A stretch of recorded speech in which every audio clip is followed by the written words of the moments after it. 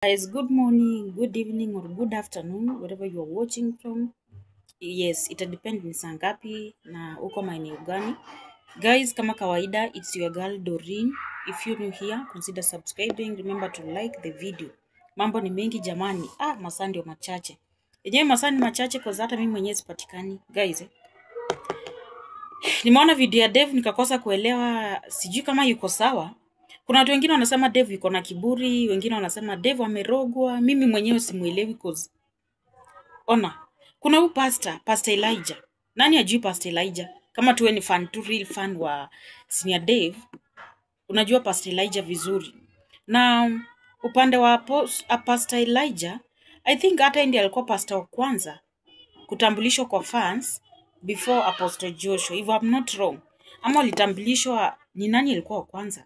But anyway, we all know Elijah, Pastor Elijah. Na mimi kitu imenishangaza kidogo, huyu Pastor Elijah nakumbuka nilimjua wakati wa Purity. Nani anakumbuka Purity, Shosho, Mama Purity?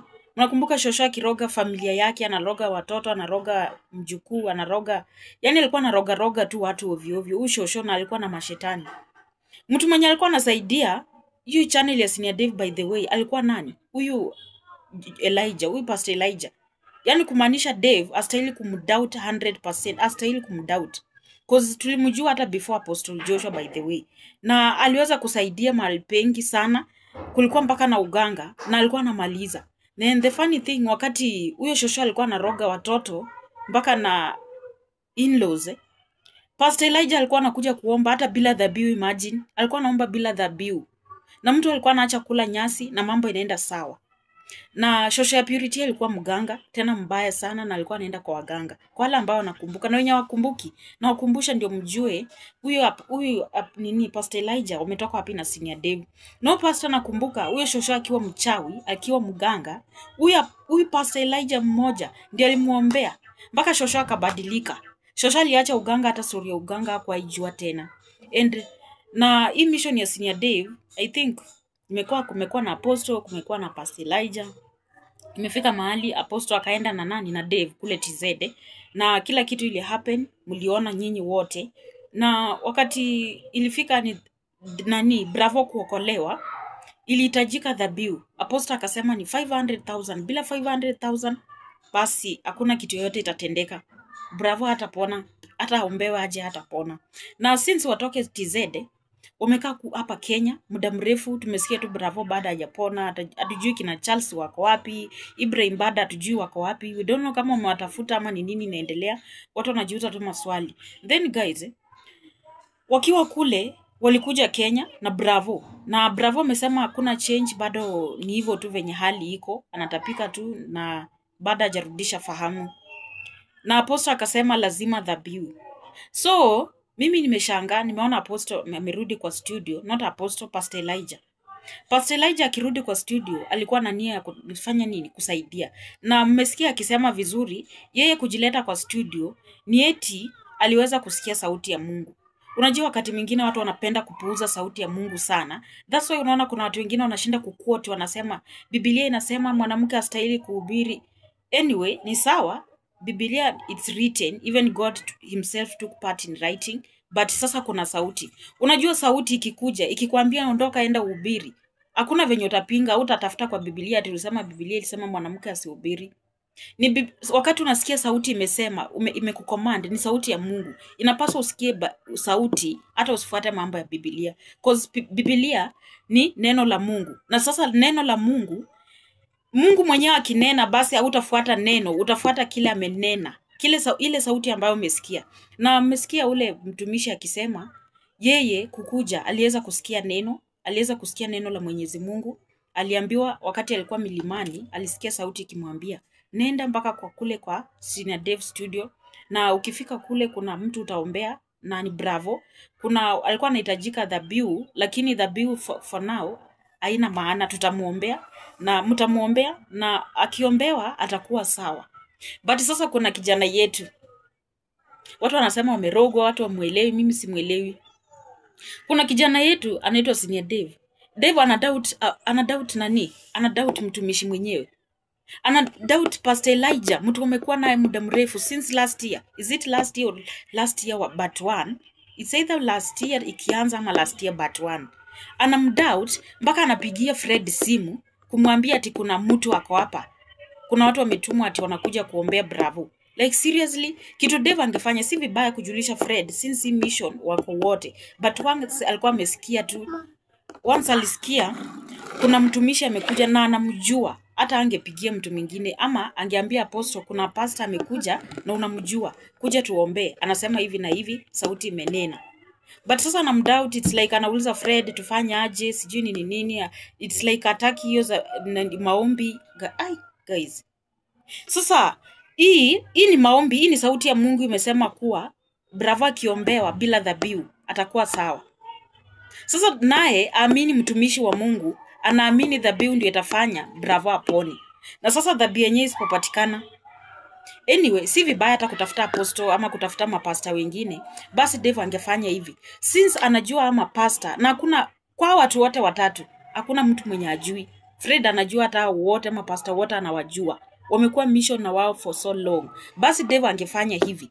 Angeleta nani Bravo, alafu apatie Pastor Elijah mwenye sisi tunaamini yeye kama muamini, cause nisikie kama anaitisha panga, sijui kama amerogwa ama yuko sawa, cause I don't know. Angeleta Bravo akiletwa aombewa afanyiwe deliverance. Kama basi hiyo dhabihu basi atakuwa sawa bila hiyo dhabihu, hiyo itakuwa vizuri. Na kama itashindikana ataomba ibaki kidogo, then dhabihu itapatikana baadaye. Unajua sini anaongea hivyo, it's like ana consider sana dhabihu yenyewe hawana. So watakaa hivyo. Sasa kama wanataka ni kama wanafanya ni kama hataki Bravo aombewe. What if dhabihu itapatikana? Cause ni 500,000 na watu walijituma wakachanga pesa kadhaa, na zile pesa sisi tulidhani maybe imebaki kidogo waongezee, mkasikia wao wameama, zingine wametumia kama fares, zingine sijui ni nini, pesa zikaisha. So hawana dhabihu. Niulize sasa Bravo atakaa hiyo hali mpaka lini? Ataombewa lini? Okay, mambo imekuwa ngumu kidogo, maswali naibuka, but sasa anyway, hii mambo imekuwa ngumu kwa hata hatujui kwenye Ibrahim wako mpaka wa leo. Anyway, mimi sina ubaya. I think mimi ningekuwa upande wangu, mimi kama ningekuwa Dave. Mimi mwenyewe. Mimi ningekuwa Dave juu najua ule pastor, nakwambia hata singe waste time. Ningekimbia mbio nyingine kali sana kutafuta Bravo aombewe, cause unajua saa hizi Bravo amekuwa kama mzigo. Wanatafuta pesa hazitoshi. Then Dave mwenyewe ako na stress zake za familia. Bibi hajapona, nimesikia hata nimeona bibi hata akilia, sijui anasema nini hapo kazi, mambo haiendi vizuri tangu akwe mgonjwa, mambo mingi pale. Nimesikia akilalamika. Sasa mwenyewe the funny thing, Dave anasema anataka avute Champe kazi na Elvis. Alafu sasa kazi yeye atafanya kazi na bibi. Bibi yupi? Mimi hata siwezi ingia kazi ya bwana. Kazi ya bwana ni ya bwana. Mimi kazi na bwana no. Unless akwa amenifungulia kazi. Lakini ati mnafanya kazi aje. Then kazi yenyewe ni tricky kidogo. Sasa hii kazi hata ndio ilifanya Anita vunjike mguu. Anataka kuleta Anita kwa set. Sasa sijui Cynthia ndiye atakuwa na shoot camera. Alafu ana record. Cause sasa wanafanya aje? Dave sometimes anafanyanga tucheke. Aya, huyu Champe. Nimesikia mwingine akisema Dave anakuanga na akili. Yaani amekaa na Champe sana pamoja mpaka akili zao siku hizi zinafanana. Sasa huyu Champe wanamchukua, wanampeleka US. Wanaenda kufanya kazi gani kwanza? Ni sawa kazi ziko, but sasa wanampeleka na njia gani? Kumbuka wajamalizana na Champe. Champe lazima watafute anko yake, wamuombe, watenganishe na hiyo madhabahu ya kishetani, hiyo madhabahu ya ukoo. Watenganishe Champe, waombe huyo anko, kila kitu destroy. Ndio Champe akwa ameachiliwa. Champe hajaachiliwa bado, hata kama alitolewa dhabihu. Kuna ile mambo ya kuinherit generation after generation. Hiyo uchawi haitawaacha Champe. Mpaka waende kwa kina Champe wavuruge. So Champe is not safe. Unaona ile mchanga ya kwenu nyumbani ikikukataa, hata uende US utaenda kule na utakaa kwa street. Mchanga ya kwenu ikikukataa, hata uende US utarogwa na utakosa kazi, utateseka kule, utashikwa ukiwa kule. That's why unaona watu wengi wako kule majuu, lakini wanateseka, wanalia. Kwa nini? Mchanga ya nyumbani inanena. Au kutenganisha, au kukatanishwa na au kutenganishwa na ule mchanga. Bado unanena, sauti zinanena, sauti za mababu. Damu mbaya kule ulizaliwa. So hata Champe akipelekwa kule, kama mambo haijakuwa sawa, Champe akienda huko basi hata atakuwa wazimu na apotee. Na hivyo ndio mtaimuona. So anyway guys, mimi hata sitaki kuongea mambo mengi. Sisi mission, wacha tu tuweke macho. Juu sasa hata sisi tutafanya nini? Hakuna kitu tutawa-advise. Maybe kama kuna advice wanaweza fuata, wafuate comment section advice. Cause hata ukiwapigia simu na waambia nini? Wenyewe ndio wanajua chenye kinafanyika. Then kama mtu inafaa hata advice Dave sana, hata si mafans. Ni huyu apostle mwenye wako naye karibu, Pastor Elijah, DCI Frederick. Hao ndio watu inafaa mu-advise sana. Sasa kama asikii advice za mapastors, asikii ya DCI Fred, sidhani kama atasikia ya fans. But anyway guys, thank you so much for watching. Mshinde salama na mkuwe na siku njema. Goodbye.